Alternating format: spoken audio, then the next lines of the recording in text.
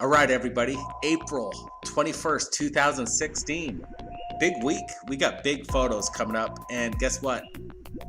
Jack's back with great information. Things are happening again on the ranch. Last week and the last couple months of Jack, he's been producing a lot of evidence. And today we got crystal clear, metallic UFOs.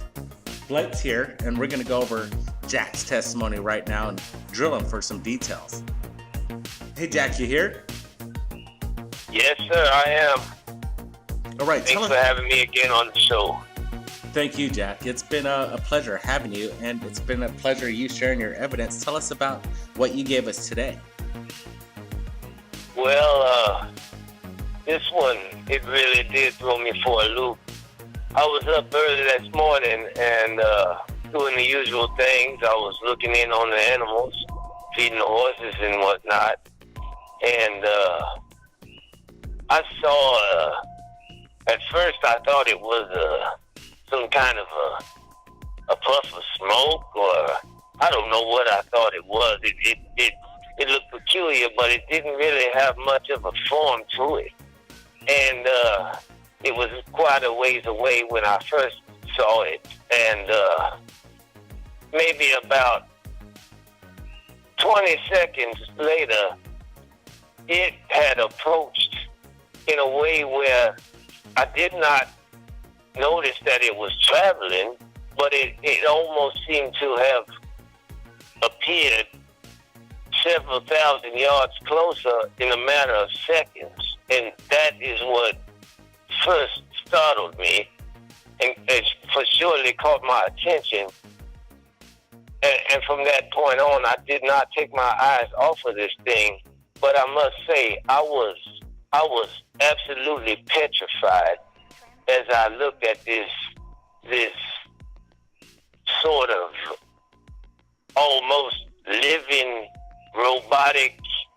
I really don't know what kind of a monstrosity this thing was, except for the top of the thing where there was some kind of plasma light emitting from it, which it scared the living crap out of me and almost seemed to have an awareness to it, because as I stared at it, it seemed to give off some type of a recognition. I felt like as if the thing was looking at me and was almost trying to intercept me in some way, trying to lock on with my mind in some sort. I felt almost paralyzed by this object, and I was absolutely terrified. Yeah, Jack, Blake Cousins here. I have to say, some people might classify this object, whatever you're saying, as a humanoid. It had features that were certainly like that of a living organism, somewhat like a jellyfish with some kind of a robotic, organic head structure on the top of it.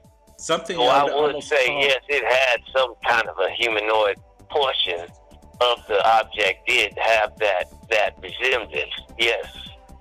So, Jack, let's get back to this figure, whatever it is. It seems wispy, as you would say. You got a close-up look at this thing. What do you think this was? You said you were terrified. What were you doing at the time? Well, I was tending to the animals, like I always do, and I was standing there gazing at the object in absolute terror. I must say, I was more petrified than I have ever been, and my dog was there with me. He was looking at it too for a couple of seconds, and he went and ran into the barn, and I stood there gazing at the object, and I could not move. I wanted to run and follow that dog into the barn. I was thinking to myself, I want to run away, and I could not move. And so it must have been for another 30 or 40 seconds that I stood there paralyzed until the object must have released a hold on me, or maybe I came back to my senses. I don't know, but I had the sudden ability to move, and I did. I ran straight for that barn, and I went into the barn, and I went behind the second horse stall, and I crouched down in absolute fear for quite some time, maybe 4 or 5 minutes. I was in there with the dog, and we was both huddling on the floor. He was in the corner shaking and not making a sound. And this dog, he barks at all kinds of things. He barks at the birds. He barks and chases the animals. And he barks when he wants to eat in the morning. And this dog was absolutely silent throughout this whole event. And that's something that was also very peculiar. I believe that this dog sensed something in the object that absolutely paralyzed him in a way that it did to me as well. So, Jack, you captured this craft.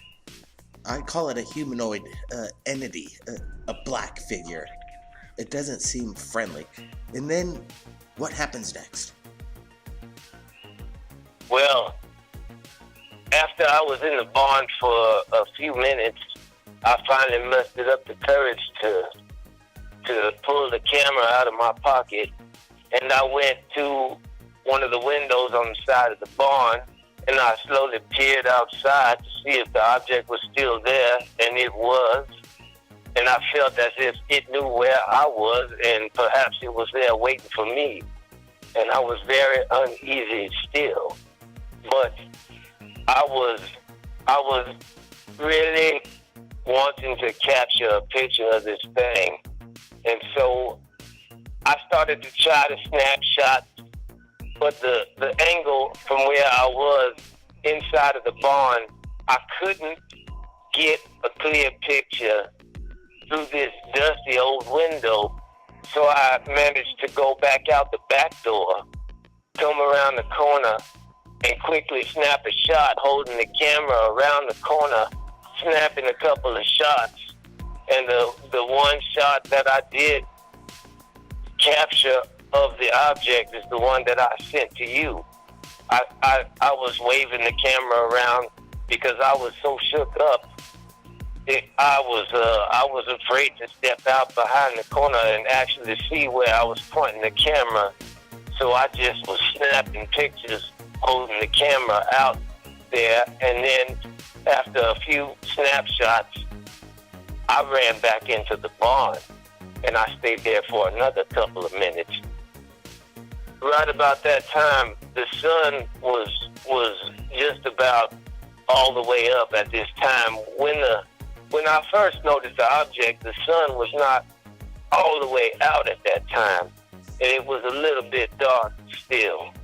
And so, but by the time I came back outside the second time, it was light outside, and I saw that thing very clearly, and it was very, very close.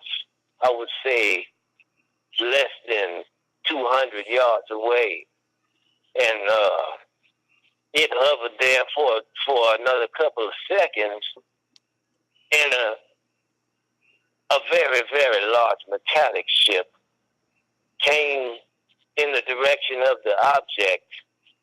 And quite frankly, I felt, even though this second object was also very peculiar, I felt very relieved at that time, because it seemed as though as soon as the second object began to approach this monstrosity, it immediately left the area.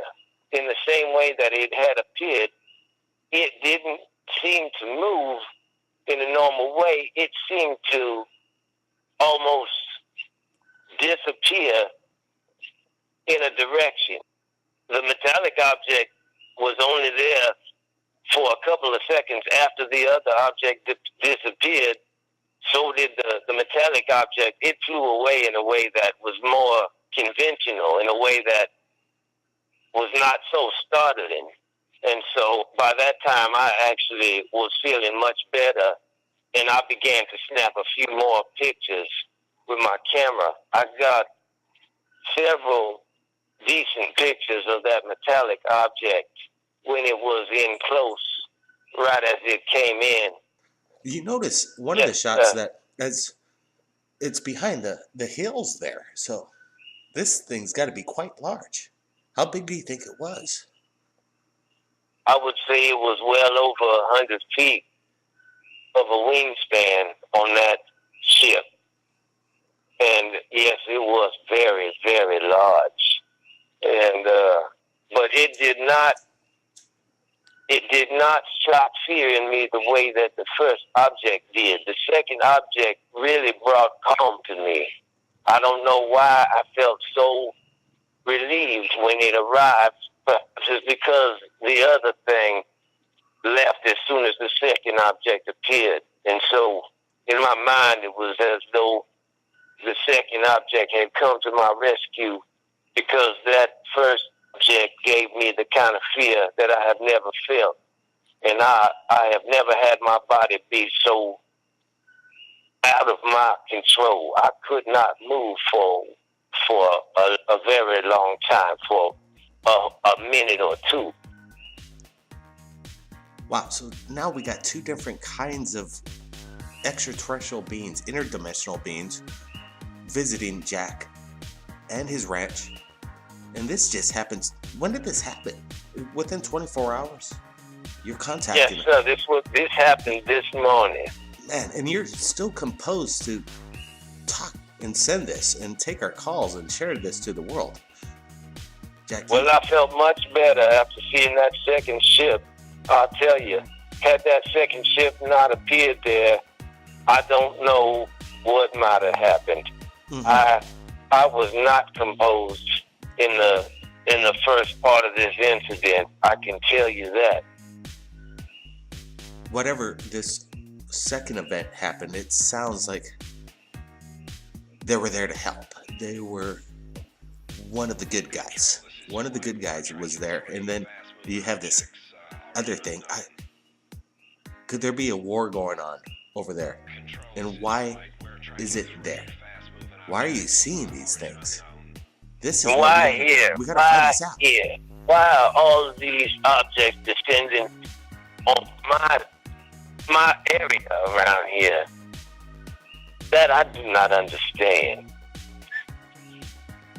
Jack, we're going to put the photos out. We're going to put them out to the world right now. And, you know, we got to end this call so I could get to editing, putting your photos, sharing it to the world. Can I give you a call back in about an hour? We'll put this up. And I'm hoping that maybe we could get some answers from the public. And I want to talk to you some more. I want to get those other photos so we can share those as well. Jack, let's set this up later. Okay, that will be fine. All right, thanks, Jack. Okay, let's get to it. Everybody, stay tuned. More photos from Jack's ranch. And share this breaking news right now. Keep your eyes on the skies, everybody. We're not alone.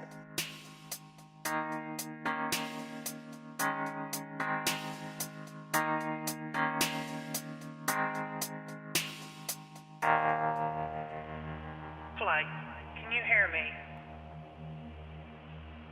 Flight, can you hear me? Flight, can you hear me? Flight.